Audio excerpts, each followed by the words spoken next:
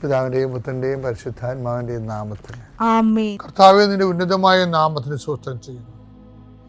കർത്താവേ, നിന്റെ വിശുദ്ധ പൗരോഹിത്യത്തെ മഹത്വപ്പെടുത്തണമേ.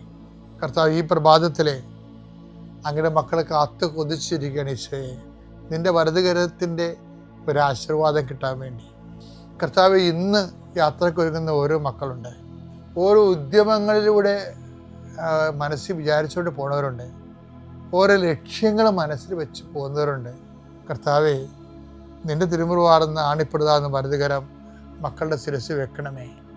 അവർ പോകുന്നിടത്തേക്കല്ല, നീ പോകുന്നിടത്തേക്കെല്ലാം ഞാൻ നിൻ്റെ കൂടെ വരുമെന്ന് കർത്താവ് അങ്ങ് പറഞ്ഞിട്ടുണ്ടല്ലോ ഈശോയെ. അങ്ങയുടെ സഞ്ചാര സാന്നിധ്യം അങ്ങയുടെ മക്കളുടെ കൂടെ ഉണ്ടായിരിക്കണമെന്ന് പ്രാർത്ഥിക്കുന്നു. കർത്താവെ, ഉദ്യോഗത്തിൻ്റെ കാര്യത്തിന് വേണ്ടി പോകുന്നവരുണ്ട്, പഠന കാര്യങ്ങൾക്ക് വേണ്ടി പോകുന്നവരുണ്ട്, ജീവിത വ്യാപാരങ്ങൾക്ക് സാമ്പത്തിക കാര്യങ്ങൾക്ക് വേണ്ടി പോകുന്നവരുണ്ട്, ജോലി സംബന്ധമായ കാര്യങ്ങൾക്ക് വേണ്ടി പോകുന്നത് അവരുടെ എല്ലാം കർത്താവിന് തിരുസേന സമർപ്പിക്കുന്നു. ടെസ്റ്റ്, ഇൻ്റർവ്യൂ, പരീക്ഷ, അതുപോലെ ഏജൻസി, ക്രയവിക്രയങ്ങൾ, ജീവിതമാർഗങ്ങൾ, വിദൂര യാത്രകൾ, അങ്ങനെ ബന്ധുത്വം മുറക്ക് പോകുന്ന വിവാഹയാത്രകൾ, ഈശോയെ എവിടെയെല്ലാമൊക്കെ പോകുന്നു അവിടെയെല്ലാം അങ്ങയുടെ മക്കളുടെ കൂടെ നീ ഉണ്ടാകണമേ എന്ന് പ്രാർത്ഥിക്കുന്നു. ഇന്നത്തെ മുഴുവൻ യാത്രകളിൽ കർത്താവ് നിൻ്റെ കൂടെ ഉണ്ടാവുകയും മാതാവ് നിൻ്റെ വലതുകരം ഗ്രഹിക്കുകയും സഞ്ചാരി മാതാവ് രാത്രി നീ തിരികെ വരുമ്പോൾ നിന്നെ ആരോഗ്യത്തോടെയും സമാധാനത്തോടെയും സുരക്ഷിതമായി ദൈവം നിന്നെ തിരികെ എത്തിക്കുകയും ചെയ്യട്ടെ. നിത്യം പിതാവും പുത്രനും അമ്മേ പരിശുദ്ധ അമ്മേ, അമ്മേ പരിശുദ്ധ ദൈവമാതാവേ, കൃപാസനത്തിലൂടെ ഞങ്ങളുടെ ദേശത്തിനും അമ്മ മധ്യസ്ഥം തേടി തന്ന എല്ലാ അനുഗ്രഹങ്ങൾക്കും കൃപകൾക്കും ഞങ്ങളിപ്പോൾ ഹൃദയം നിറഞ്ഞ നന്ദി പറയുന്നു. അമ്മേ പരിശുദ്ധമ്മേ, ദൈവമാതാവേ, 2004 ഡിസംബർ 7 ഉച്ചകഴിഞ്ഞ് 2:30 കൃപാസനത്തിൽ സംഭവിച്ച അമ്മയുടെ പ്രത്യക്ഷപ്പെടലിനെക്കുറിച്ച് തിരുസഭയ്ക്ക് സമർപ്പിച്ചിരിക്കുന്ന പഠനരേഖകളുടെ മേൽ സഭാത്മകമായ പഠനം ആരംഭിക്കുവാൻ ഞങ്ങൾ പ്രാർത്ഥിക്കുന്നു. അമ്മേ പരിശുദ്ധമേ, ഭൂസ്വർലോകങ്ങളുടെ രാജ്ഞിയായ അങ്ങേയ്ക്ക് ഭൗമസംരക്ഷണത്തിനായി പ്രപഞ്ചപ്രകൃതിയെ തന്നെ തിരുസഭ പ്രതിഷ്ഠിക്കുവാൻ ഈ പ്രത്യക്ഷീകരണം വഴി ഇടയാക്കണമേ. പരിശുദ്ധമേ, ജപമാല മാതാവേ, സകല കൃപാസനം പ്രാർത്ഥനയോടും ചേർത്ത് ഞങ്ങളിപ്പോൾ പ്രാർത്ഥിക്കുന്ന ഈ കുടുംബത്തിന്റെ പ്രത്യേക നിയോഗം പറ മക്കളെ.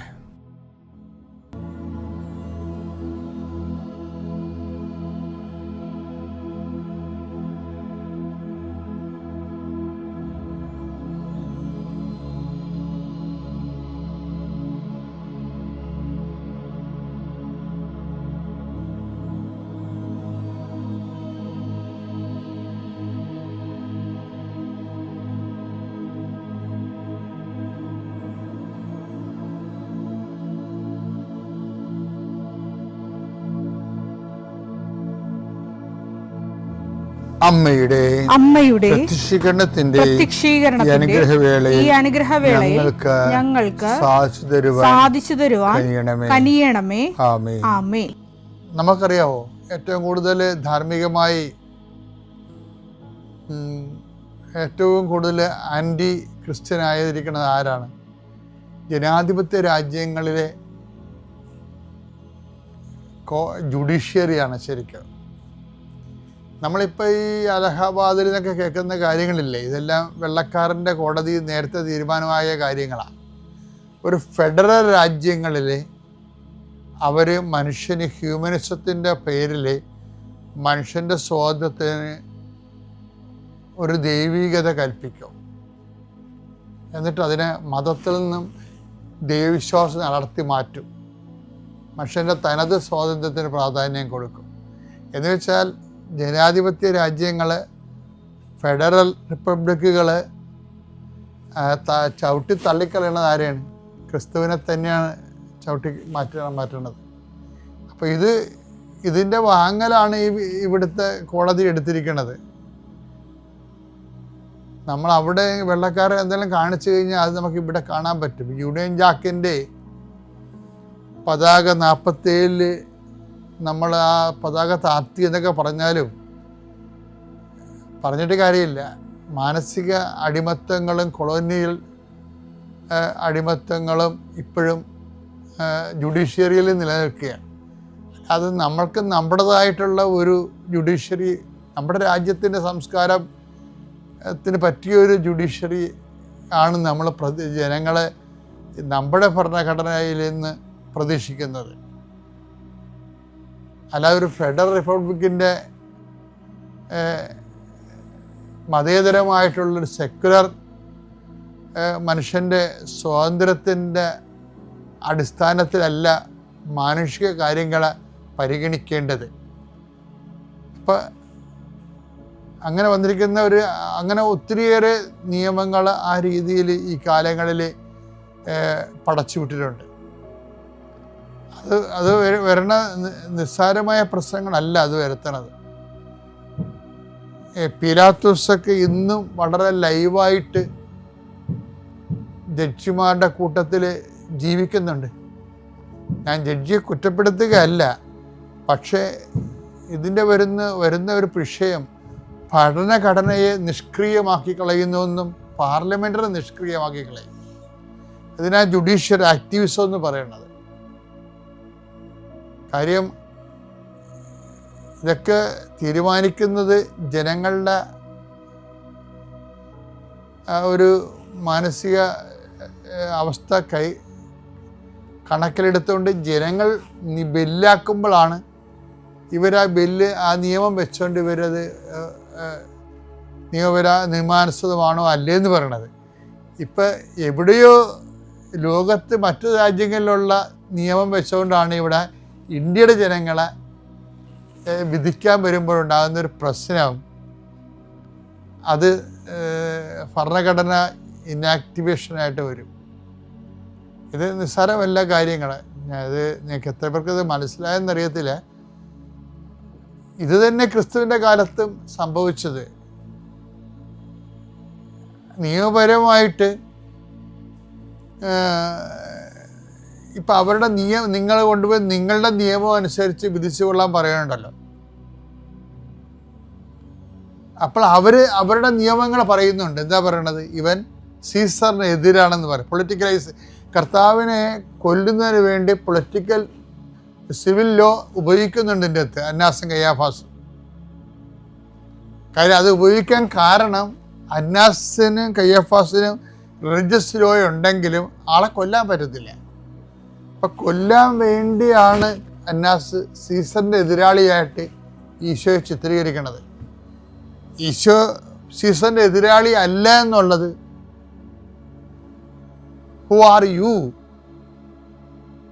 നീ ആരാണ് എന്ന് ചോദിക്കുന്നതിലൂടെ നിനക്കെന്താ സീസറുമായിട്ട് എതിർപ്പുണ്ടോ എന്നാണ് ചോദിക്കുന്നത്.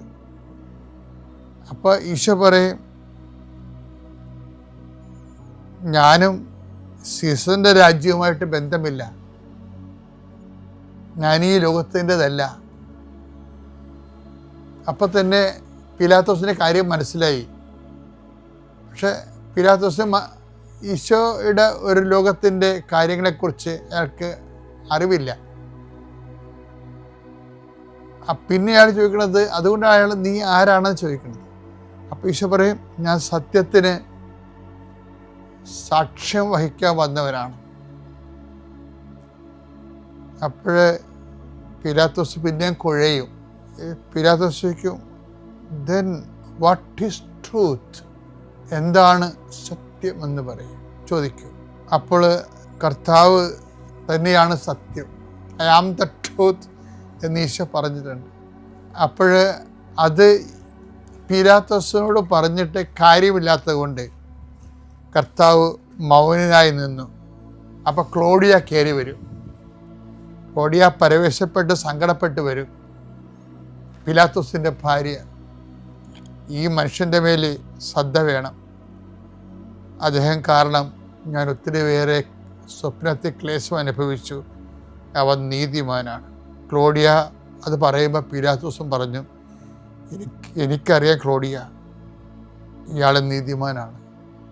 പക്ഷേ നമ്മൾ ഭക്ഷണം കഴിച്ചു പോണത് സീസറിൻ്റെ ശമ്പളത്തിൽ നിന്നാണ്. നമുക്ക് അതാണ് നീതി. അതുകൊണ്ട് വെള്ളം കൊണ്ടുവരാൻ പറയും. അപ്പോൾ ഒരു ജഡ്ജ്മെൻ്റ് അവിടെ കഴിയും. പീലാത്തോസ് കൈ കഴുകുകയും ചെയ്യും. നിയമം വേറെ, സത്യം വേറെ. ക്രിസ്തു എപ്പോഴും ക്രൂശിക്കപ്പെടും. ഇനിയും നല്ല കള്ളനെപ്പോലെ ക്രിസ്തുവിൻ്റെ കൂടെ നിൽക്കണം. കോടതി വിധികൾ ഇനിയും ഉണ്ടാവും. അതുവഴി ധാർമ്മികതയും എത്തിക്സും ഒക്കെ ക്രൂശിലേറ്റപ്പെടും. നിയമപരമായിട്ടുള്ള കാര്യം വ്യക്തിപരമായ സ്വാതന്ത്ര്യത്തിൻ്റെ പേരിൽ അനാസും കയ്യഫാസും ജയിക്കും. ദുഃഖവെള്ളി തുടരും. പക്ഷെ ഓർക്കുക, ക്രിസ്തുവിൻ്റെ കൂടെ നിൽക്കുമ്പോൾ അവൻ്റെ ഓഹരി എന്താണ്? എന്നോടുകൂടി സഹിച്ചവൻ എന്നോടുകൂടി നേടും. ഒരു പുനരുത്ഥാനത്തിൻ്റെ ഓർമ്മയായിട്ടാണ് ഈശോ ഇടത്തോക്ക് വലത്തേക്ക് തന്നെ തല ചായച്ചുകൊണ്ട് എല്ലാം പൂർത്തിയായെന്ന് പറയുന്നത്. ധൈര്യത്തോടെ പിതാവിൻ്റെയും പുത്രൻ്റെയും പരിശുദ്ധാത്മാവിൻ്റെയും നാമം. വിശ്വാസ പ്രമാണം. സർവശക്തനായ പിതാവും ആകാശത്തിൻ്റെയും ഭൂമിയുടെയും സൃഷ്ടാവുമായ ദൈവത്തിൽ ഞാൻ വിശ്വസിക്കുന്നു. അവിടുത്തെ ഏകപുത്രനും ഞങ്ങളുടെ കർത്താവുമായ ഈശോമിശിഹായിലും ഞാൻ വിശ്വസിക്കുന്നു. ഈ പുത്രൻ പരിശുദ്ധാത്മാവിനാൽ ഗർഭസ്ഥനായി കന്യകാമറിയത്തിൽ നിന്ന് പിറന്ന് പൊന്തിയോസ് പീലാത്തോസിന്റെ കാലത്ത് പീഡകൾ സഹിച്ച് കുരിശിൽ തറയ്ക്കപ്പെട്ട് മരിച്ച് അടക്കപ്പെട്ട് പാതാളങ്ങളിൽ ഇറങ്ങി മരിച്ചവരുടെ ഇടയിൽ നിന്ന് മൂന്നാം നാൾ ഉയർത്ത് സ്വർഗത്തിലേക്ക് എഴുന്നള്ളി സർവശക്തിയുള്ള പിതാവായ ദൈവത്തിന്റെ വലതുഭാഗത്തിരിക്കുന്നു. അവിടെ നിന്ന് ജീവിക്കുന്നവരെയും മരിച്ചവരെയും വിധിക്കുവാൻ വരുമെന്നും ഞാൻ വിശ്വസിക്കുന്നു. പരിശുദ്ധാത്മാവിലും ഞാൻ വിശ്വസിക്കുന്നു.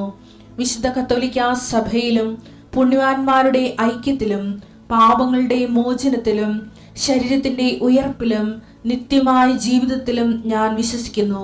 ആമേൻ. സുഖസ്ഥനായ ഞങ്ങളുടെ പിതാവേ, അങ്ങയുടെ നാമം പൂജിതമാകണമേ. അങ്ങയുടെ രാജ്യം വരണമേ. അങ്ങയുടെ തിരുമനസ് സ്വർഗത്തിലെ പോലെ ഭൂമിയിലുമാകണമേ. അന്നു വേണ്ടുന്ന ആഹാരം ഇന്ന് ഞങ്ങൾക്ക് തരണമേ. ഞങ്ങളോട് തെറ്റ് ചെയ്യുന്നവരോട് ഞങ്ങൾ ക്ഷമിക്കുന്നത് പോലെ ഞങ്ങളുടെ തെറ്റുകൾ ഞങ്ങളോടും ക്ഷമിക്കണമേ. ഞങ്ങളെ പ്രലോഭനത്തിൽ ഉൾപ്പെടുത്തരുതേ, തിന്മയിൽ ഞങ്ങൾ രക്ഷിക്കണമേ. ആമേൻ. നന്മ നിറഞ്ഞ മറിയമേ, സ്വസ്തി. കർത്താവ് അങ്ങയുടെ കൂടെ സ്ത്രീകളിൽ അങ്ങ് അനുഗ്രഹിക്കപ്പെട്ടവളാകുന്നു. അങ്ങയുടെ ഉദരത്തിൻ ഫലമായി ഈശോ അനുഗ്രഹിക്കപ്പെട്ടവനാകുന്നു. പരിശുദ്ധ മറിയമേ, തമ്പുരാന്റെ അമ്മേ, പാപികളായ ഞങ്ങൾക്ക് വേണ്ടി ഇപ്പോഴും ഞങ്ങളുടെ മരണസമയത്തും തമ്പുരാനോട് അപേക്ഷിക്കണമേ. ആമേൻ.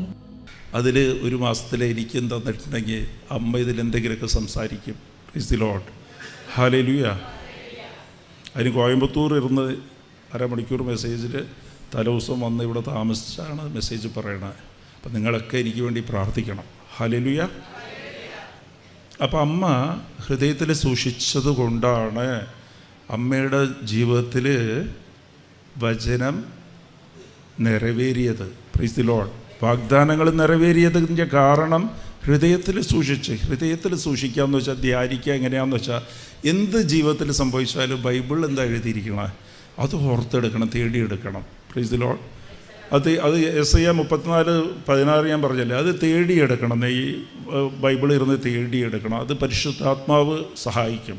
ഇതെന്താണെന്നാ, ഞാൻ ഒരു ചെറിയ എക്സാമ്പിൾ. കുറേ എനിക്ക് ഈശോനോട് ബൈബിളിൽ കുറേ സംസാരിക്കാറുണ്ട്. എന്നോടില്ല, കുറേ പേരോട്, എല്ലാവരോടും തന്നെ സംസാരിക്കും. എനിക്ക് എന്താന്നാ, ഞങ്ങളൊരു പൂച്ചയെ വളർത്തുന്നുണ്ട് വീട്ടിൽ. എൻ്റെ മോള് നല്ല പൂച്ചയാണ്. അത് നോക്കുമ്പോഴത്തേക്കും ഒരു ദിവസം കാണാതെയായി. അപ്പോൾ വീട്ടിലുള്ള ജോലിക്കാർത്തി കരച്ചിലായി. മോക്ക് വൈകുന്നേരം ആയി കഴിഞ്ഞാൽ കരച്ചിലാണ്, കണ്ണൊക്കെ നിറഞ്ഞു വരും. അപ്പോൾ എനിക്ക് ഭയങ്കര ഇഷ്ടമാണ്. അത് കയറി പറയാതെ തന്നെ മടി കയറിയിരിക്കും.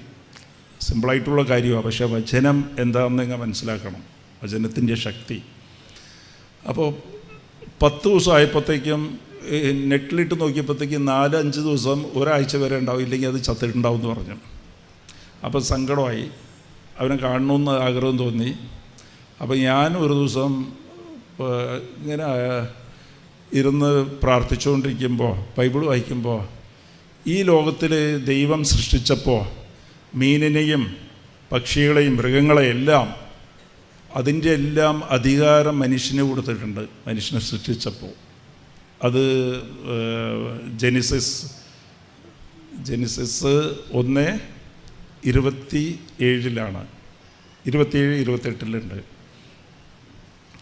അപ്പോൾ അതിൽ ഞാൻ എന്ത് ചെയ്ത്, ഞാൻ അവിടെ എൻ്റെ വരാണ്ടയുടെ ഡോറ് തുറന്നിട്ട് ഞാൻ അവിടെ നിന്ന് പറഞ്ഞു, എടാ പൂച്ചയ്ക്ക് സിംബ എന്നാ പേര് പറയണ, നീ ജീവിച്ചിരിക്കുകയാണെങ്കിൽ നീ കാലത്തെ വന്നോളണം ഇവിടെ. നിൻ്റെ അധികാരം എനിക്കാ തന്നിരിക്കുന്നത്. അത് ഉൽപ്പത്തി 1:27-28 ഈശോ പറഞ്ഞിട്ടുണ്ട്, ദൈവം പറഞ്ഞിട്ടുണ്ട്, നീ കാലത്തെ വന്നോളൂ എന്ന് പറഞ്ഞ്. ആരോ പറഞ്ഞിട്ട് ഒരു വിശ്വാസപ്രകടനം ചൊല്ലി. എനിക്കത് സങ്കടം കൊണ്ട് വെറുതെ പറഞ്ഞാൽ, ഞാൻ നോക്കുമ്പോൾ അവൻ എൻ്റെ ഡോറിൽ കൂടി അവൻ്റെ കാലത്തെ ആകുമ്പോൾ ഞാൻ മറ്റേ ഉടമ്പടി പ്രാർത്ഥന ചൊല്ലാൻ വേണ്ടിയിട്ട് ജനൽ തുറക്കുമ്പോൾ അതിലേക്ക് ഒരു ചാട്ടം ഇവൻ ചാടി വന്ന് പ്രൈസ് ദി ലോർഡ്.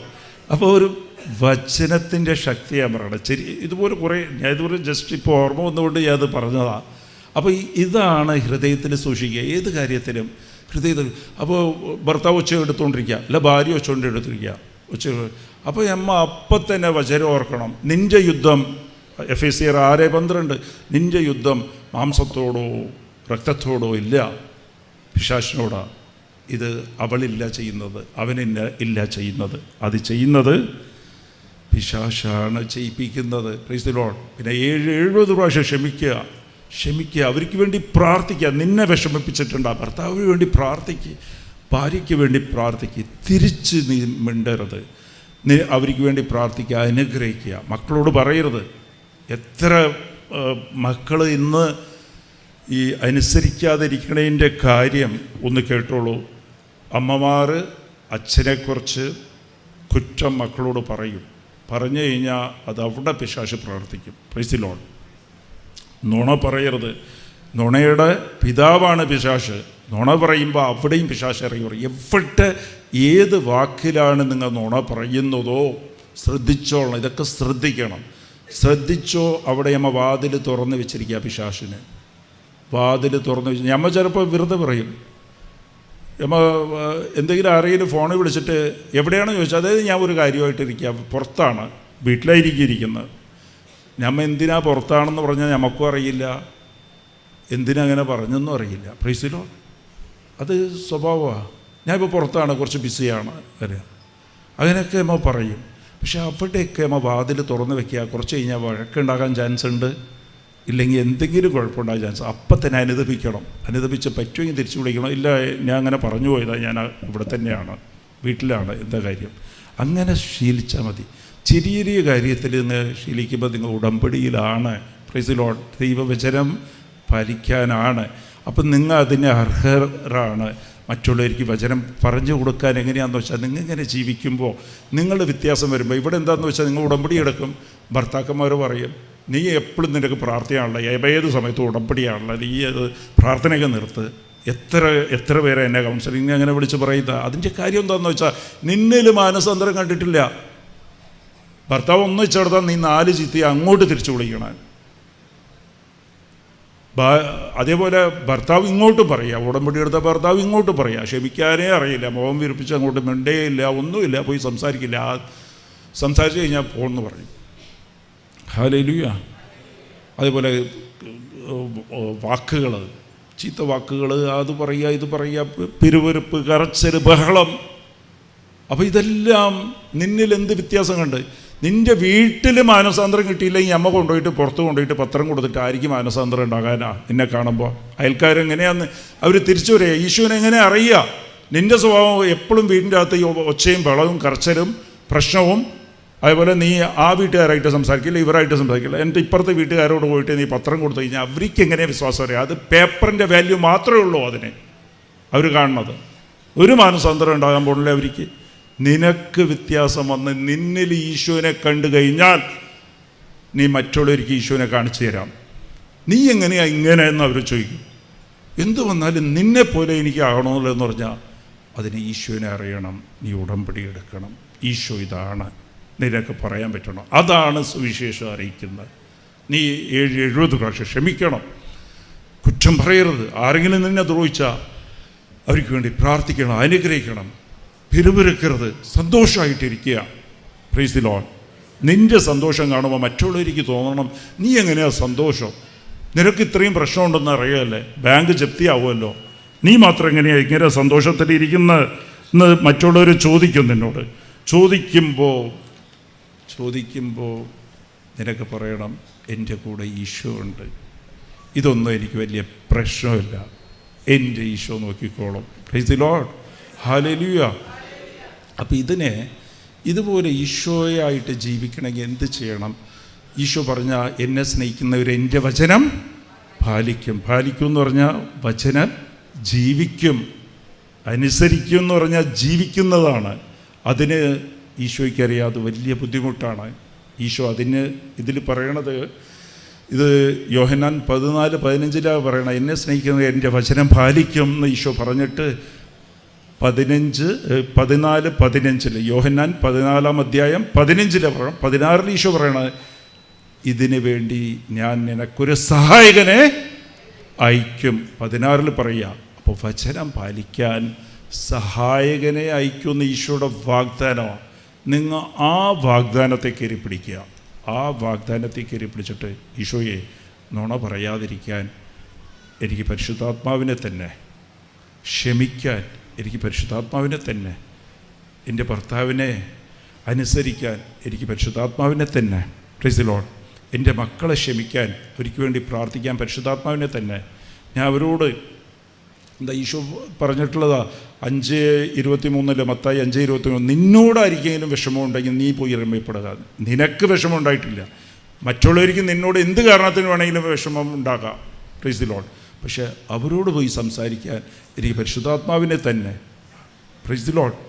എൻ്റെ പുകഴ്ചയും എൻ്റെ പ്രശസ്തിയും ഞാൻ ആഗ്രഹിക്കാതെ ഇരിക്കാൻ എനിക്ക് പരിശുദ്ധാത്മാവിനെ തന്നെ. എന്നെ ആരും ബഹുമാനിച്ചില്ല, എന്നെ കണ്ടില്ല, എന്നെ വിളിച്ചില്ല, എന്നെ കണ്ട് ചിരിച്ചില്ല, ഇതൊക്കെ നിൻ്റെ പ്രശസ്തിയാണ്, പ്രൈസ് ദി ലോർഡ്. ഹല്ലേലൂയ. പ്രശസ്തി ആഗ്രഹിക്കാതിരിക്കാൻ എനിക്ക് പരിശുദ്ധാത്മാവിനെ തന്നെ. നീ ഈശോടുത്ത് ചോദിക്കണം. പരിശുദ്ധാത്മാവിനെ എപ്പോഴാണ് കിട്ടുന്നത്? നീ അനുദപിക്കുമ്പോഴാണ്. നീ ഈശോയുടെ കരുണയ്ക്ക് വേണ്ടി പ്രാർത്ഥിക്കുമ്പോഴാണ്. അത് അപ്പോസ്തലപ്രവർത്തകൻ 2:38 പറയുന്നത്, നീ അനുദപിച്ച് പ്രാർത്ഥിക്കുമ്പോൾ നിനക്ക് പരിശുദ്ധാത്മാവിനെ കിട്ടും. അതേപോലെ ഈശോടത്ത് ചോദിക്കുന്നവർക്ക്, പാപിയായ നീ നിൻ്റെ മക്കൾക്ക് അവൻ അപ്പം ചോദിക്കുമ്പോൾ ഈ കല്ലിനെ കൊടുക്കില്ല, അവൻ മുട്ട ചോദിക്കുമ്പോൾ നീ തേളിനെ കൊടുക്കില്ല, അപ്പോൾ സ്വർഗസ്നായ പിതാവ് നിനക്ക് നീ ചോദിക്കുമ്പോൾ എന്തോരം പരിശുദ്ധാത്മാവിനെ തരും. ചോദിക്കുമ്പോൾ പരിശുദ്ധാത്മാവിനെ തരും. അപ്പോൾ പരിശുദ്ധാത്മാവിനെ എന്തിനാണ് ചോദിക്കേണ്ടത്? എനിക്ക് വചനം അനുസരിച്ച് ജീവിക്കാൻ എന്നെക്കൊണ്ട് സാധിക്കില്ല ദൈവമേ, എനിക്ക് ഉടമ്പടിയിൽ ജീവിക്കാൻ എൻ്റെ ശക്തി കൊണ്ട് എനിക്ക് സാധിക്കില്ല ദൈവമേ, എനിക്ക് വചനം പങ്കുവെക്കാൻ, ഈശോനെ കൈമാറാൻ എന്നെക്കൊണ്ട് സാധിക്കില്ല ദൈവമേ, അതിനെ എനിക്ക് പരിശുദ്ധാത്മാവിനെ തരണേ. Price the Lord. വളരെ സിമ്പിളാണ്. Hallelujah, hallelujah, price the Lord.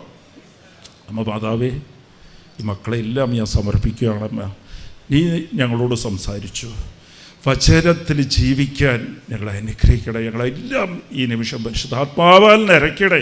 ഞങ്ങളെ കാണുമ്പോൾ നിൻ്റെ മകനെ കാണുന്ന പോലെ മറ്റുള്ളൊരു വിശ്വാസത്തിലേക്ക് വരാൻ ഞങ്ങളെ അനുഗ്രഹിക്കണേ അമ്മ മാതാവേ.